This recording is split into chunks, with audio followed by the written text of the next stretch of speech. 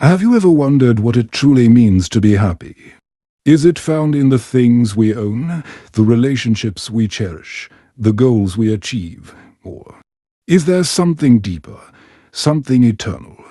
We chase happiness in so many ways: in wealth, in success, in love. But why does it often feel like the more we gain, the emptier we become?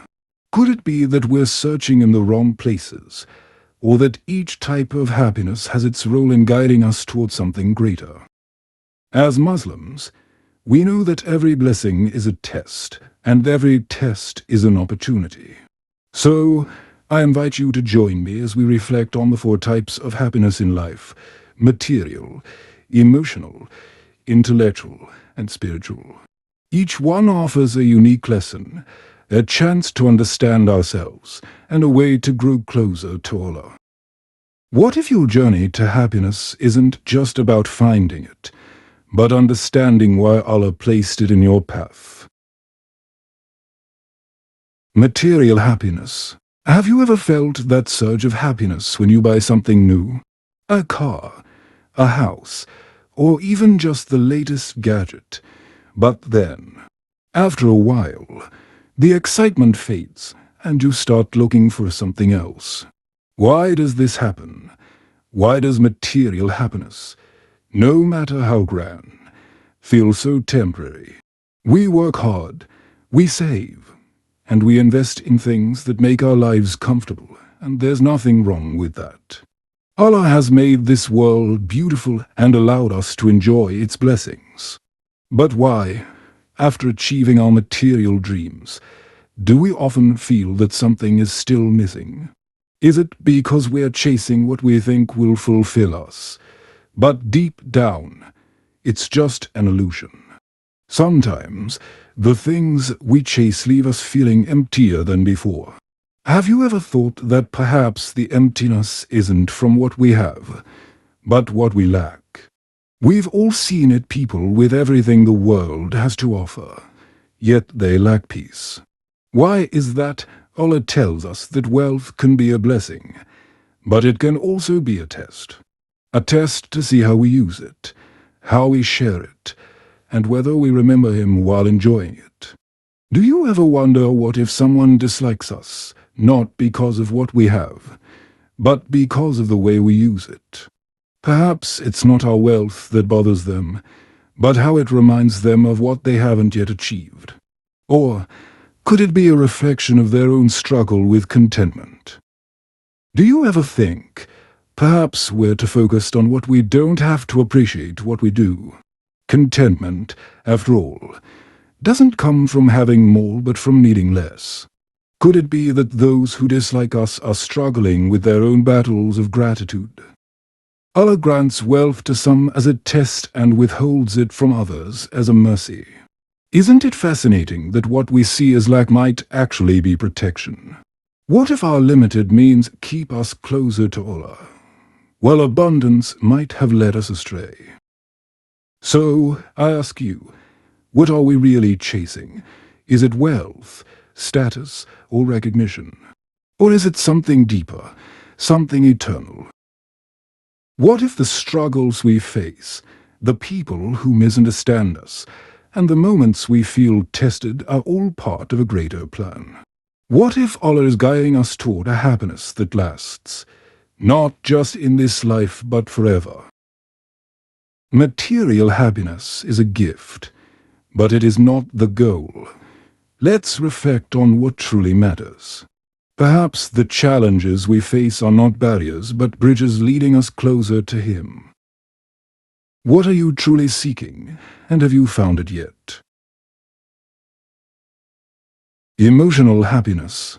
Have you ever felt the warmth of a kind word, a gentle touch, or the joy of being surrounded by people you love? Relationships and connections with others can be one of life's greatest sources of happiness. But have you also felt the sting of disappointment when those same relationships falter? What makes emotional happiness so powerful yet so fragile?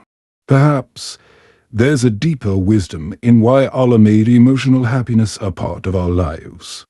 Our relationships, our family, Friends and loved ones are blessings from Allah. They give us comfort, joy, and a sense of belonging.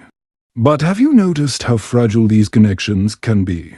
One misunderstanding, one moment of anger, and what once felt like paradise can feel like a storm. Why does this happen? Could it be that we sometimes place too much of our happiness in others, forgetting that even the closest bonds are tests from Allah? Have you ever been betrayed by someone you trusted? Or misunderstood by someone you love? It's painful, isn't it? But what if these moments aren't meant to break us, but to remind us? Allah tells us that He tests us through our relationships not to harm us, but to teach us patience, forgiveness, and reliance on Him. Could it be that when someone wrongs us, it's an opportunity for us to grow closer to Allah by showing mercy and restraint? Our relationships flourish when they're built on love for Allah, but even then, they're not free from challenges. What do we do when someone we love turns away from us or causes us pain? That's when we turn to Allah. When you trust Him, He can mend what seems broken. And if He chooses not to, perhaps it's because He's leading you to something better, something you can't see yet. What makes a relationship truly fulfilling? Is it the love and comfort it brings, or is it the chance to grow closer to Allah through the tests it presents? Perhaps the key to emotional happiness isn't in seeking perfection from others, but in seeking Allah through them. When we love for His sake, forgive for His sake, and remain patient for His sake, isn't that when we find true peace? Emotional happiness is a gift, but it's also a test. Through love, forgiveness, and patience, we grow closer to Allah. So the next time someone hurts you or misunderstands you, pause and ask yourself, what is Allah teaching me in this moment? Are your relationships bringing you closer to Allah? And if not, what can you do to change that? Intellectual happiness. Have you ever felt that spark of joy when you solve a problem, achieve a goal, or learn something new? It's a unique kind of happiness, a sense of growth, purpose, and accomplishment. But have you ever wondered why, even after reaching the top, we sometimes feel that something is still missing? What if intellectual happiness, as fulfilling as it is just part of a much larger picture? Acquiring knowledge, setting goals, and achieving them, these are some of the most rewarding experiences in life. Allah Himself encourages us to seek knowledge. He says in the Quran, and say, "My Lord, increase me in knowledge." Surah Taha 114. But do we ever stop to ask, what is the purpose of this knowledge? Is it to elevate our status among people?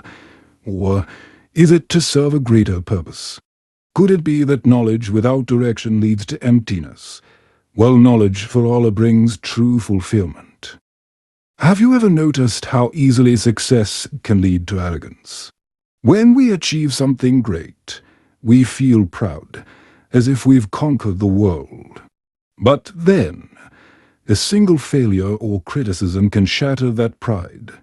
Why is that? Perhaps it's because intellectual achievements, while significant, are still fragile. They are meant to humble us, not inflate us.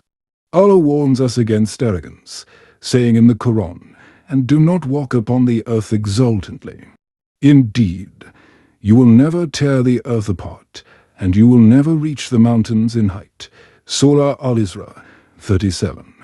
Could it be that true knowledge is meant to remind us of our place, not elevate us above others?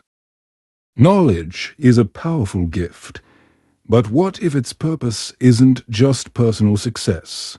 What if it's about serving others, solving problems, and reflecting the greatness of Allah's creation? The Prophet Muhammad, peace be upon him, said, "The best of people are those who are most beneficial to others." Ahmad. So, the question isn't just how much we know or achieve, but how we use that knowledge. Could it be that by serving others, we elevate our intellectual happiness into something eternal? What is the ultimate goal of our intellect? Is it recognition, achievement, or something more profound?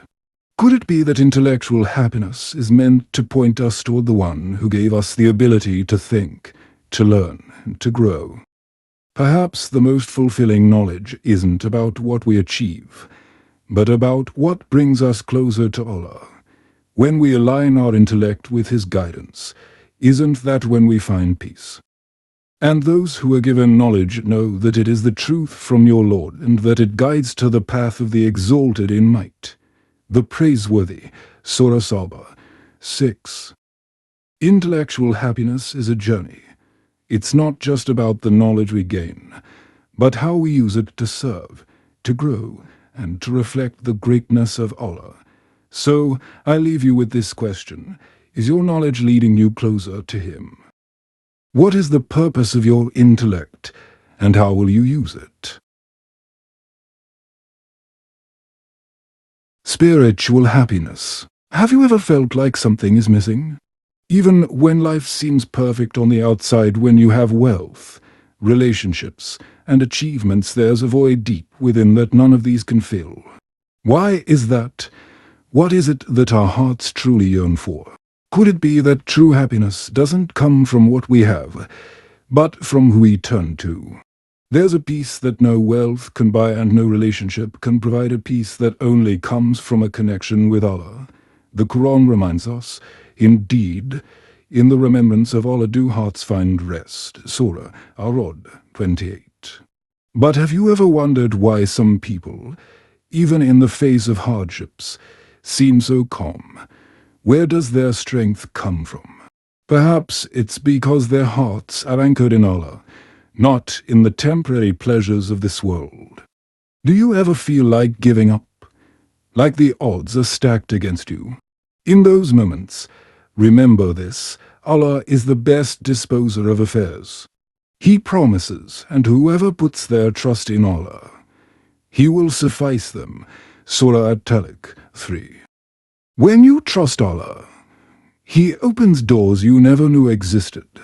He turns your enemies' plots against themselves and brings solutions from places you least expect. Could it be that the delay you're facing isn't a denial, but preparation for something greater? Spiritual happiness isn't just about surviving trials. It's about finding purpose in everything Allah gives us.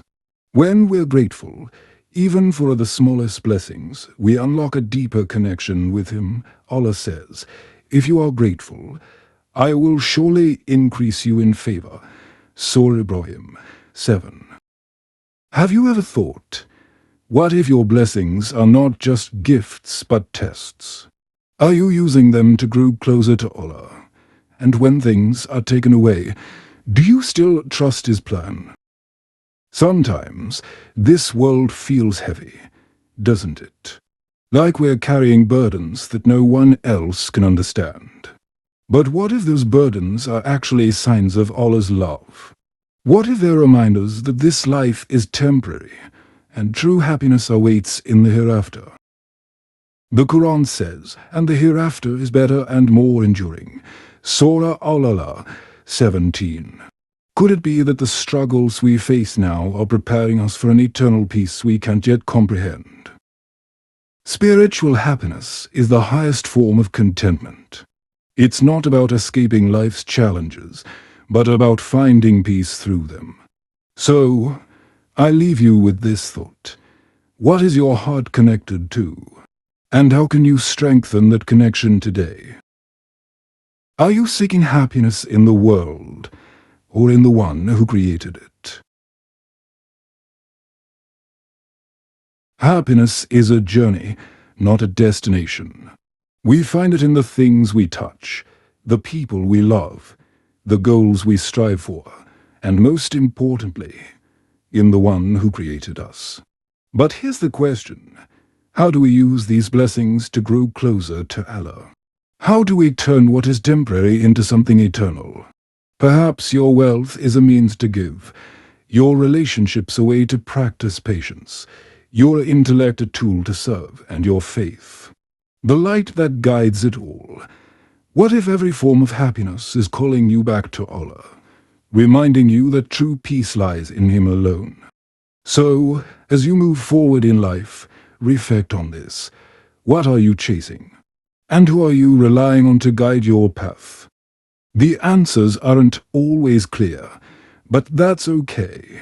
What matters is that we keep seeking, keep reflecting, and keep trusting Allah to lead us to the happiness that lasts forever. What does happiness mean to you? And how can it bring you closer to Allah?